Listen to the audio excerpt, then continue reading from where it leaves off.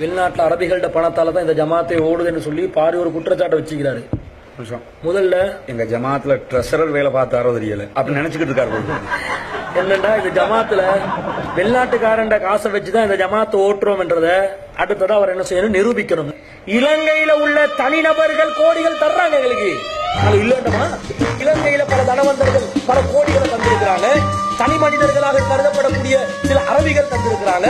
எடுப்போம், இலங்கையில பல தனவந்தர்கள் பல கோடிகளை தந்திருக்கிறாங்க. தனி மனிதர்களாக கருதப்படக்கூடிய சில அரபிகள் தந்திருக்கிறாங்க.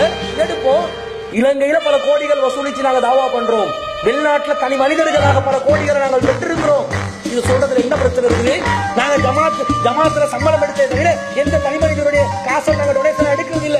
நாங்க எங்கட விஷயத்துல உறுதியா சொல்றோம். நாங்க ஜமாத்துல சம்பளம் எடுத்ததை தவிர எந்த தனி மனிதனுடைய காசை நாங்க டொனேஷன் எடுக்கிறது இல்ல. நாங்க எங்கட விஷயத்துல உறுதியா சொல்றோம். அன்புக்குரிய சகோதரர்களே, அல்ஹம்துலில்லாஹ், அல்லாஹ்வுக்கு எல்லா புகழும்.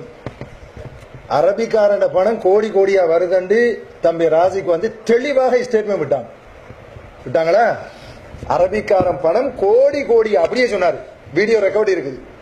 அரபிக்காரன் பணம் கோடி கோடியா வருகிறது அப்படின்னு சொல்லி அல்லாஹ்வுடைய கிருபையால் அவர் வாயில போட்டார். எத்தனை கோடி வருதுன்னு பாருங்க. லோக்கல்ல வருது வருது வருதுன்னு தான் திரும்ப திரும்ப சொன்னாரு. லோக்கல்லையும் கோடி கோடியா வருது, அரபு நாட்டு பணமும் கோடி கோடியா வருது. அல்ஹம்துலில்லாஹ், மக்கள் முடிவு செய்வாங்க. இந்த கோடி அரபிகள்கிட்டாலே இந்த மாதிரி புடுங்க ஆரம்பிச்சுட்டாங்களா அப்படிங்கிறது இப்ப மக்களுக்கு ரெக்கார்ட் ஆகி இருக்குது. அல்ஹம்துலில்லாஹ், சரியா? அந்த ஒரு அழகான ஒரு சந்தர்ப்பமாக அல்லாஹ் தாலா இதை ஆக்கி இருக்கிறான்.